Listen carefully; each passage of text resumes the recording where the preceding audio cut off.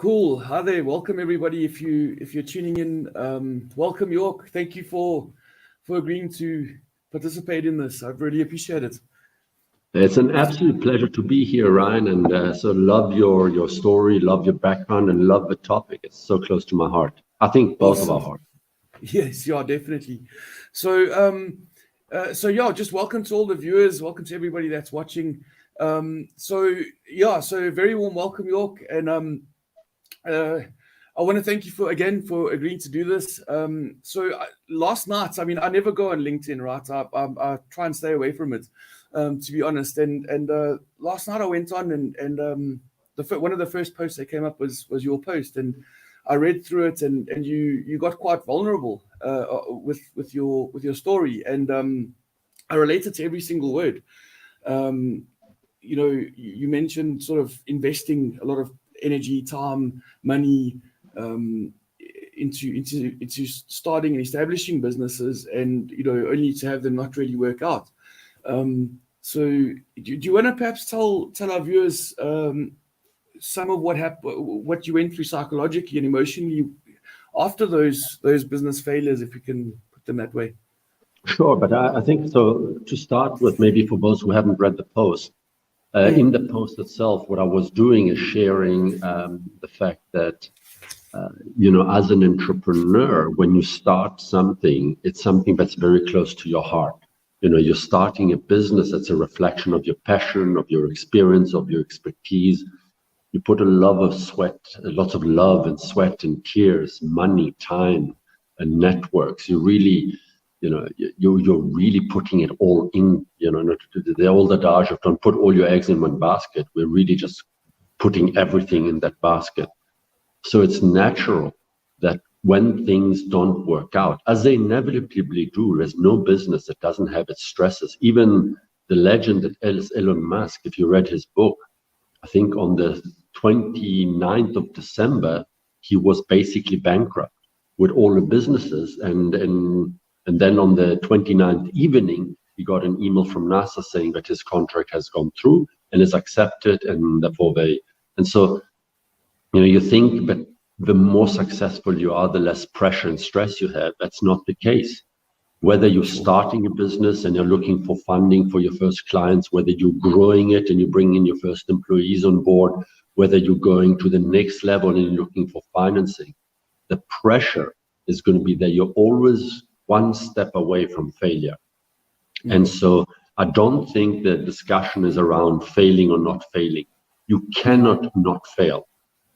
It's more about learning how to cope with the inevitable setbacks that you will experience in the journey. And the post was really about me failing a business that I literally put all my savings and all my money into it, and then learning how to not take it so personally when you do inevitably suffer that setback. I mean, Ryan, it's the reason why you connected. Like, why did it speak to you? Well, so I mean, I started a restaurant 5 months before the first hard lockdown, and I'm sure you can just imagine sort of how that went. It was a raging success. I mean, there were people kind of like queuing out the door for the place, and I invested a lot. And York, when I start a business, I feel like it's a part of me, and that the failure doesn't sort of feature as an option. I mean, there's always the worry that you might, that things might fail or they might not work out or whatever the case. But it's never an option. I mean, I'll do whatever it takes. I'll wake up at whatever time. I'll go to bed at whatever time. And I think in a lot of ways I created this sort of personality for myself where I was like the most hardcore sort of, work the hardest and hardcore work ethic. And, that was, the restaurant was the one business that I closed down. And the other business that I closed down was, I closed it down because it was a business I started when I was 19 years old, and I'd been working on it my entire life. And I tried to mechanize the manufacturing process, and I messed it up in a lot of ways. Well, I got the mechanization right, but I failed to sort of really focus on on sales at this, which is just as important. So I focused too much on ops, and so I ended up choosing to close that down. I didn't realize how much of an impact it would have on me, though. I got so incredibly depressed. It felt like a part of me had died, and it was humiliating. I felt humiliated. I felt just very depressed and nihilistic, and that's part of the reason I started this podcast initiative, was to sort of start doing something and reaching out, and it's been wonderful because I've been meeting people like you, which was thank you for that as well. I mean, you responded very quickly last night, and but that's basically some of my story. Yeah. And I love what you're sharing, and thank you for creating the space for both of us and for others who will listen or watch the show later. And it's really to say, we live in a culture, and I mean, I'm speaking about cliches here, but we live in a culture where you have to show strength, where posts are about, I got a new job, I have a new client, we're doing so well, we're succeeding, and understandably, because which client doesn't wants to go with a failing business? Sure. Hey, I'm doing really badly, but do you want to be my client? I might not be around 3 months from now. And so that creates the illusion that there is not much pain in the background.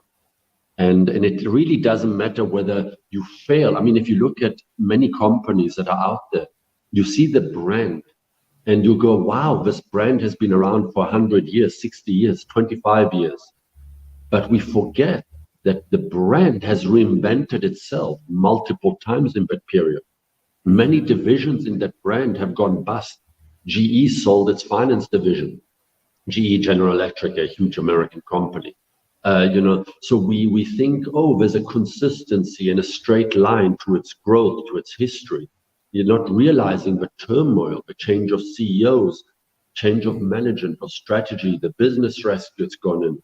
And so we live in this world where we think, oh my God, the shit that I'm going through, I don't know if I'm allowed to say shit here, but the shit that I'm going through is it's only me. I'm the only one experiencing it. And that creates this, oh my God, I'm a failure. And this is where I hope with the post and our discussion today is to say to everybody, it's okay.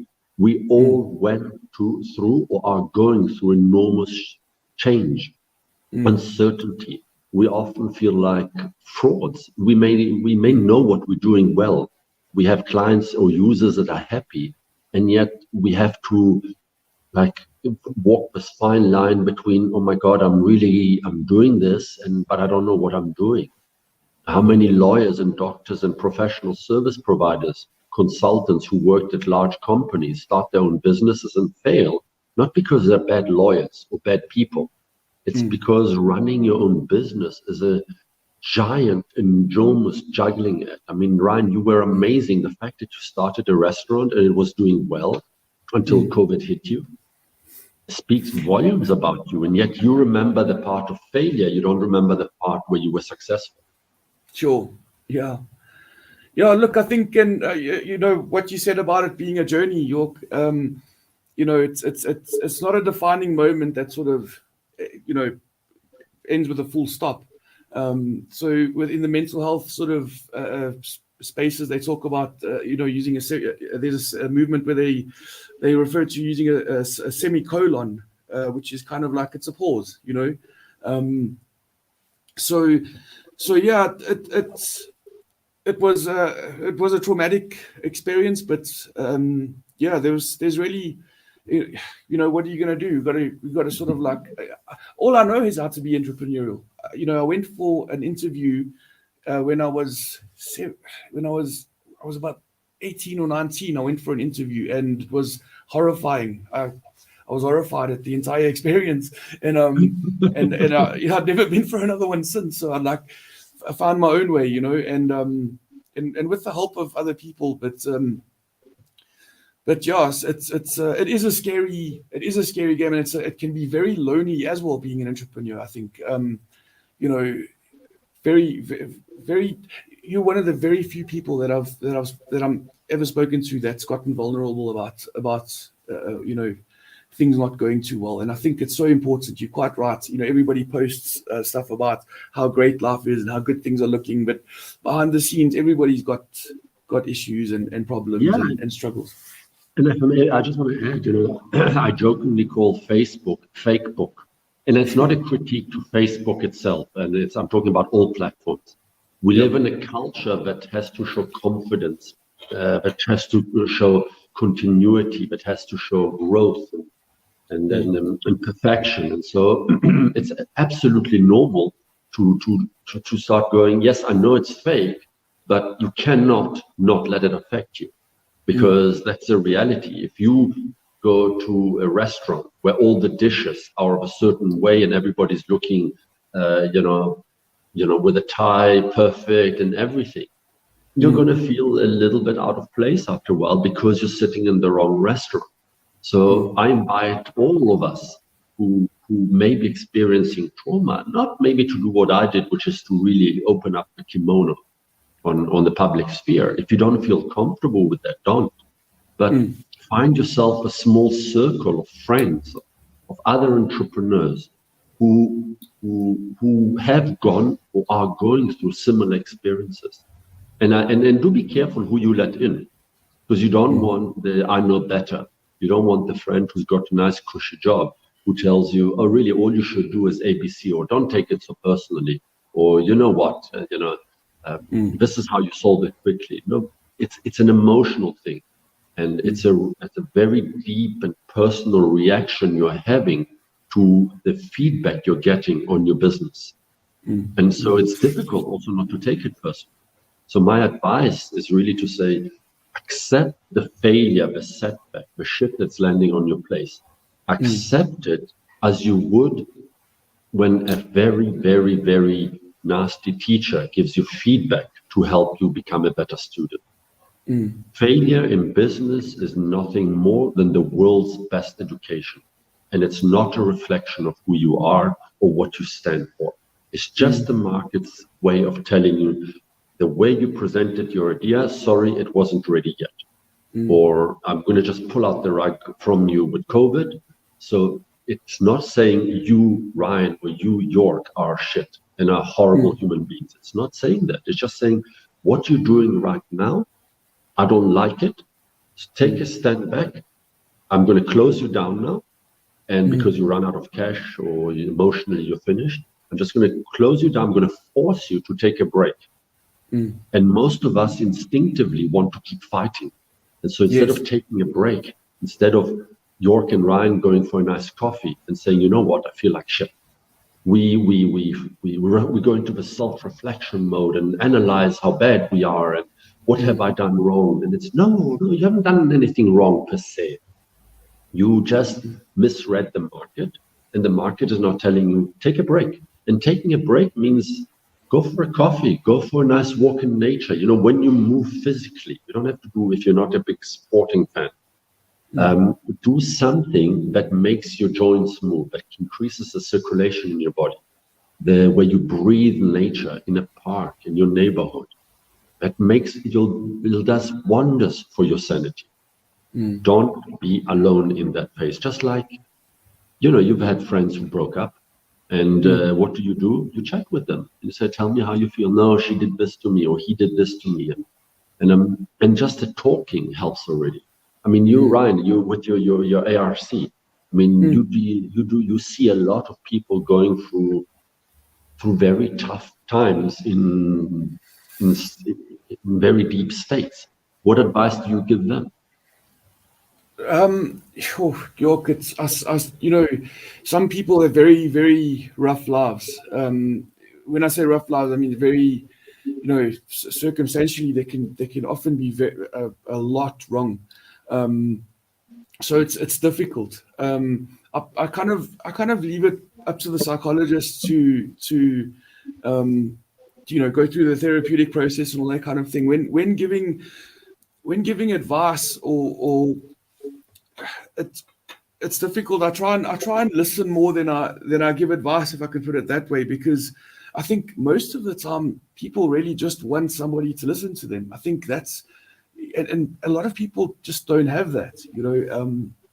So, but I mean, you mentioned lessons from the whole experience, and you know, so I went through this process, and I met some people in the entrepreneurship space, you know, and they made me aware of the idea of shiny penny syndrome. I don't know if you've heard of that, right? So I would sort of run around spotting every single opportunity that came along my way, and I'd, you know, go for it. So I mean, I've been in the mental health care space, been in the construction space, the manufacturing space, and the restaurant space, and so I'm not just this. Constantly going after the next opportunity that arises. And I think one of the things, I've always been a very anxious person, and I've always let that anxiety drive me forward. But you know, what's happening now is with the trauma that I've experienced, and maybe it's a rite of passage, you know, in terms of being an entrepreneur. Maybe the rite of passage is going through that intense, horrifying failure, so that we can come out the other side with more knowledge and understanding, because I'm focused now. I'm razor focused. So that's kind of what that's given me. And I'm not saying that there's always a lesson to be taken or learned or anything like that. You know, I suppose there is, if you look for a lesson, you'll find it. But sometimes it can just be traumatic, and that's the end of it. You know. But yeah, I definitely took a valuable lesson from it. And I see we got a comment, York. Yeah, and before you go to the, yeah, do you want to comment on that quick, and we can read the comments? Many participants on Facebook. Yeah, and Ashley mentions something beautiful. You know,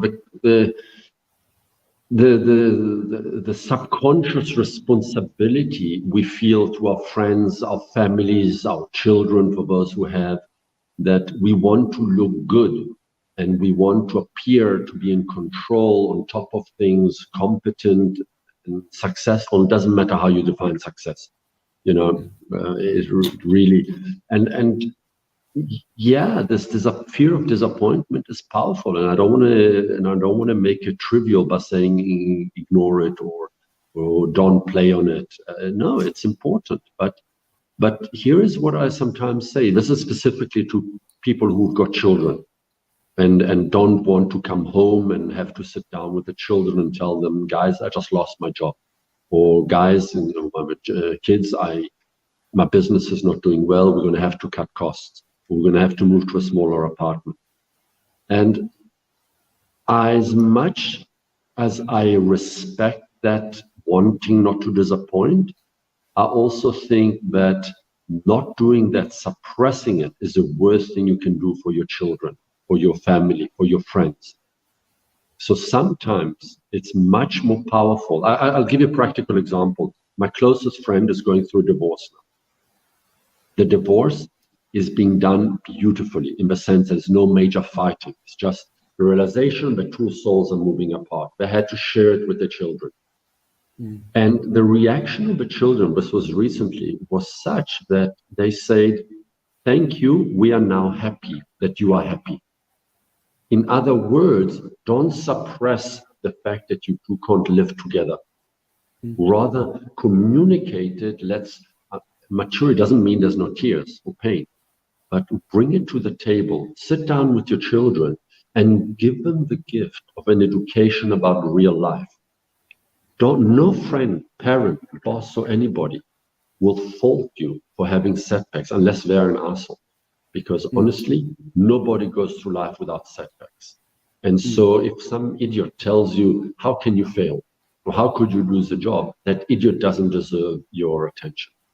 So here is where, yes, it's okay to feel shit about disappointing, but use it as an opportunity to push a reset button and teach people about life.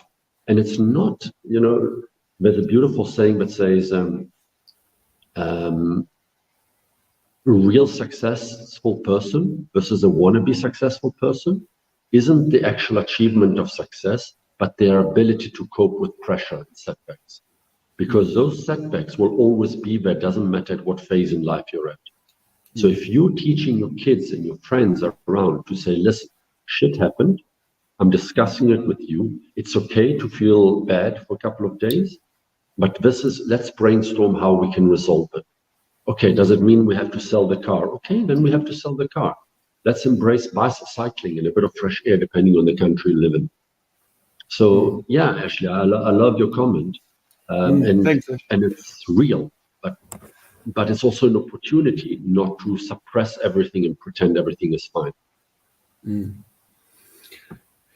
I think you mentioned sitting down with your family, and I'm so incredibly grateful for my wife.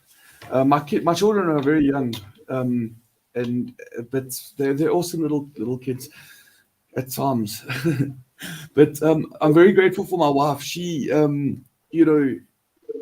I said that she saw what I was going through, and she witnessed the whole thing and tolerated my sort of the depression, or the self-pity moments, if you want to call it that. And she was very much there for me, and it's again though, York, so I'm very much an introvert, right? I think so I struggle to sort of put myself out there and go to social events and meet people and things like that. It's not sort of innate to me, right? So you do know this is a live broadcast, right, Mr. Introvert? Well, on that note, so I'm sort of, I think I'm challenging myself by doing this, and that's one of the ways I sort of started trying to get past the whole episode that I went through. So but I would say, Ryan, you may be introverted, but we're not talking about you now. We're talking about a major topic that's affecting a lot of people. So by doing this, by challenging yourself, you're actually helping, hopefully, others. Sure. And that's what I wanted to say, York, is that, so I didn't have a lot of friends and people that I could sort of reach out to. Okay. And there might be other people in a similar situation who might relate to sort of being introverts and not really having too many friends and that kind of thing. But there are people that you can reach out to, and if anybody wants to reach out to me, you're welcome to. My contact details are all over the place, so I'm very willing to help anybody that goes through a struggle. Ryan, I love what you said about your wife, and I really, firstly, this is a major round of applause she deserves. But it's not about whether you're successful or not, whether you're in a depression or not, whether you're having a setback. Like my wife, Tamar. I met her literally. Remember, for those who haven't read the post, I literally invested 7 years, all my savings, multi-million rands, into this business, and then I was kicked out because I made mistakes, so it was my fault. But in that kicking out, I lost everything, and then within 4.5 weeks, I didn't even tell my mother, she died. And 2 weeks later, or 3 weeks later, I met my now wife. And so she was with me from when I was at my bottom. Now, luckily, I'm an eternally optimistic kind of person, and I'm fueled by coffee.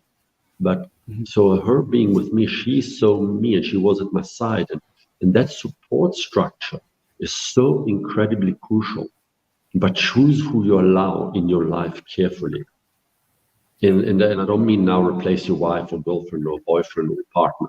I'm saying invite them to be part of a journey. When I did an MBA at Gibbs, what they did on the first day, they invited all the parents and their spouses and their boyfriend and girlfriends to come and experience what life was going to be like for you as a student for the next 18 months. And the reason they did that is so that they have an understanding of what you're going to go through, why you're coming back only late at night, why you are struggling with sleep and all that. So rather than only give them positive feedback, invite them to understand where you're at.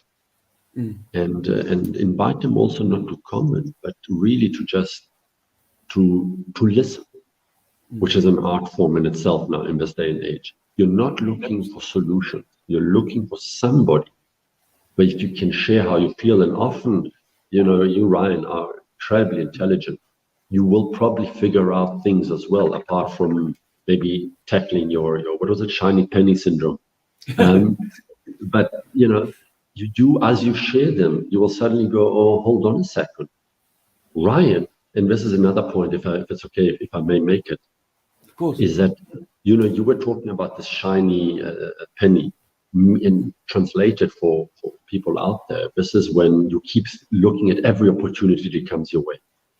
And there's two things I want to share. I would like to give perspective. The one thing, great entrepreneurs know what to say no to. sure. Learn to say, okay, this is interesting. Like I used to be a meeting addict. I would meet everybody. My network will grow. I would feel amazing, but it didn't bring my businesses forward or my ideas forward. So now what I do is I say, Ryan, I have an idea, or you brought me an idea. Let's have a quick session, discuss it. Can we be practical about this? Can we create it? Yes, no, kill it. And you do that a few times, and you'll do that exercise in your head now, much before wasting any more time. The second thing is, you talked about the construction industry since you were 17. You talked about the restaurant business. You talked about ARC. Each evolution, each new business, each new venture is a continuation, even in a different sector, of your experiences, lessons learned from the previous one. They may not be very obvious right now, but they are actually a course foundation for the next piece of knowledge for the next one. The reason why our current business, Startup Tribe, is so successful is because I've learned over all the other businesses that didn't succeed to know what to do and what not to do, how to set up the cost structures, what opportunities I say no to and which one I say yes. So for example, if I see a client, which I can see already will involve me having to work 4 days a week for them to activate it, that's a cost of client that I don't want to have a burden, because it slows me down for the rest of the business. So I'd rather pass on that opportunity. But that's only, on that wisdom comes only because in the past I did work for clients who sucked away my energy. No disrespect to the client, they were very good negotiators. So I'm just saying, it's not a failure when you start a new business. It's a new school you opening thanks to the courses you attended in the previous schools. It's a cumulative series of lessons and valuable lessons. So, and painful lessons. And painful lessons, yeah, sure. But cool. A friend of ours who does a lot of work in the tantric world, in the involvement or self-development around sexuality, especially amongst couples, he says no real growth is ever pleasant. There is no way you, Ryan, or me, York, will grow as persons when things are going well. When you've been married, you have 2 wonderful kids. Your most strength as a couple didn't come because you met at a party, you went on holidays together, and everything was rosy all the time. The real bond between you two came because you saw that she was there when you went through the depression. She was at your side. You may have had fights, but you communicated it. You spoke. Not that those fights are pleasant. I'm sure in the moment you kind of want to throw everything up and walk out. But then you absorb it and you think about it. The next day you sit down and say, well, you know what you said made me feel this way. This is how I reacted. And I didn't like how I reacted. And through that discussion, you grow. Well, yes, and that's, I think you mentioned, my wife understands me, as an entrepreneur. She understands the kind of the hours that I put in and the effort and the energy and why it means so much to me. And she struggles with it at times, like you mentioned, to make no mistake, there's arguments about sort of, me sort of focusing too much time and energy on any given thing. But overall, Taryn really understands me, and she's there for me, and I appreciate her and she appreciates me. So, Yeah, so I had a couple of other thoughts, but I sort of hit a bit of a blank, York. But it's been really awesome talking to you. I really appreciate it, and I again, appreciate the time that you've taken to do this. I think It's an absolute pleasure. And Ryan, this is really a message to everybody. There is no blueprint of how to feel better when you encounter setbacks, when you fail a business, when you lose your job, or when you can't even find a job or an opportunity, or when a project that let's say you were building your shack or your little home or an extension and the thing goes wrong. It's natural to go back and say, oh shit, why me? Why is it happening to me? And there is no magic answer I can give you to say, no, it's okay, it's all good. I am just allow the shit to happen. Allow yourself to feel bad. This is the advice I want to give to all entrepreneurs. It's okay to feel bad about it. You don't have to pretend. This is Italy, so everybody speaks very loudly. cool. And usually with high hints. But so what I'm advising is it's okay to feel bad. Allow yourself to feel like shit. But in this dip that you are in, and life is full of these, in this dip you're in, only one rule to remember: do not judge yourself. You're allowed to, 3 days later, when you're having a coffee with friends, you can judge yourself then. In this dip, all I want you to remember is it's okay to feel like shit. Allow yourself to feel like shit. Close the laptop. It doesn't help staring at the screen for hours. Close the laptop, jump on a bicycle, put your shoes, your tackies on, go for a beautiful walk with friends in the forest or in the bush or wherever you are. Breathe the fresh air and then come back, but don't judge yourself. Because in that dip, you're the worst judge of character. Absolutely, sure. Yeah, the self-talk can get intense. And York, if I could also just leave a parting comment, that's okay. On again, anybody out there that's listening to this, reach out to somebody. I think that's important because again, for me, one of the biggest things was that it was just a lonely sort of process, and reaching out helps. So I'm available if anybody has a problem and they want to talk. So.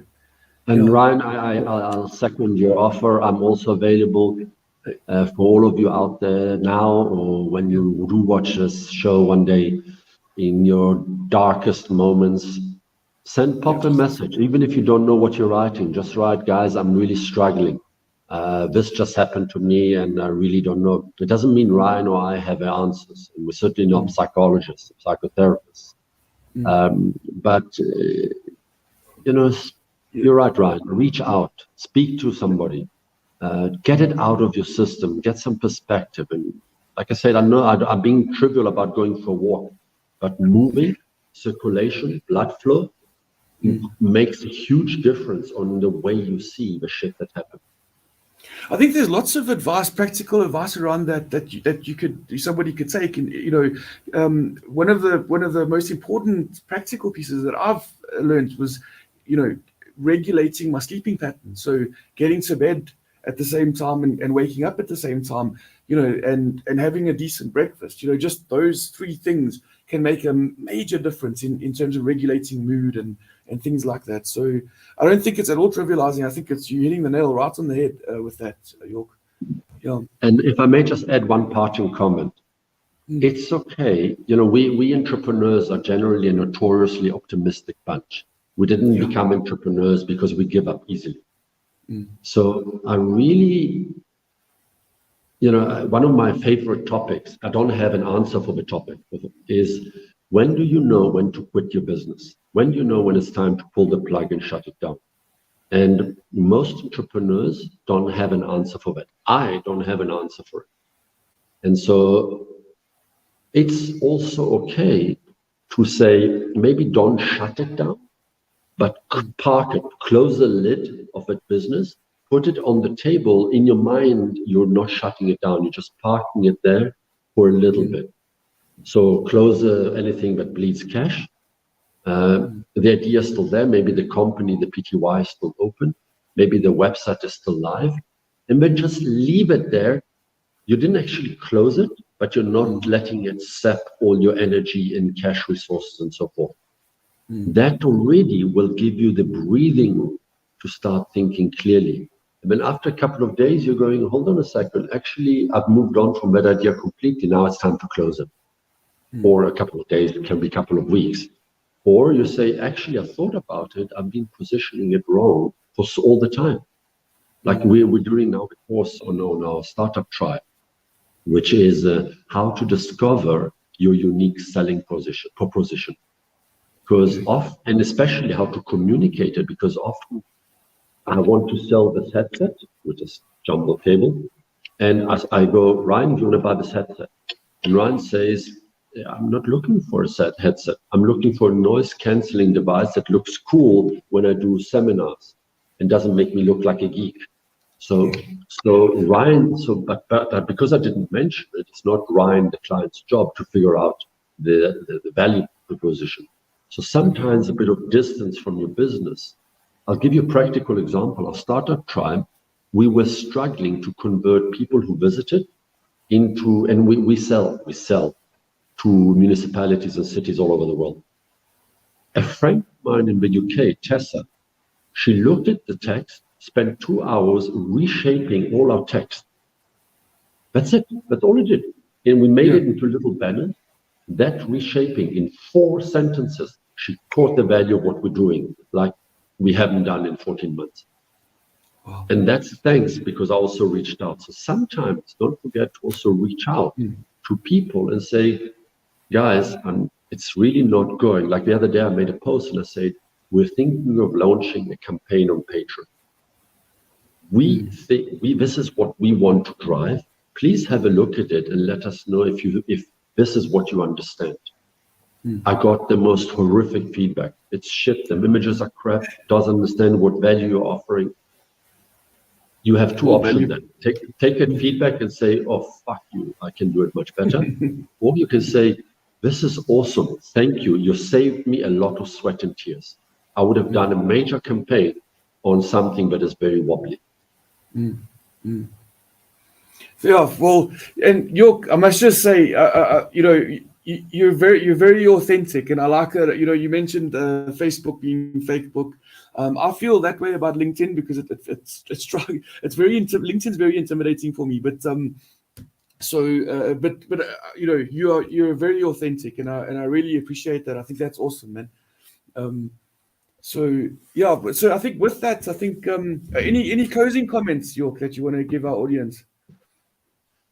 I think I'm just, if you'll allow me, just going to repeat that one saying, which is really, failure is not a reflection of who you are. It's just a hard teacher giving you feedback that your idea wasn't ready yet for the market. It is so important in that moment not to judge yourself. Absorb the feedback, park your idea, look at it a week later, but don't start thinking you are a failure. And it doesn't matter at what point in your life, whether you're 24, whether you're 48 or 60, setbacks do happen. And there's a lot of amazing resources out there in the world. We even have a free course called How to Deal with Setbacks, especially as an entrepreneur. You starting a business, growing a business, are going to be the target for tons of setbacks. You're a natural magnet for it. So don't wish them away. Don't question why you. It's not why you. It'd be a miracle if you didn't experience that. Actually, it'd be almost impossible. So rather than constantly feeling like you're being punched and panel beaten, rather say, okay, I've got to learn how to cope with inevitable setbacks in this journey. Let me learn the skills. Then there's tons of free resources out there, articles, blogs, podcasts. Let me learn the skills not to take things too personally, to take the punches and become a better boxer. So don't hope that you'll never have setbacks. It won't happen. Rather learn them to become a better boxer. Have you read that quote by I think it's Roosevelt that wrote it, man in the arena. I haven't. Man, I'm going to send it to you. I'll post it in the comments as well. You'll really appreciate it. It's a really awesome. That sort of summarizes exactly everything that you've said. Yeah. Cool. Okay, York. Thanks again. Thank you very much. I really appreciate it, and thank you to everybody that's watching. See John, Cizo, in the studio there, and Ashley for your comment. Thank you guys very much.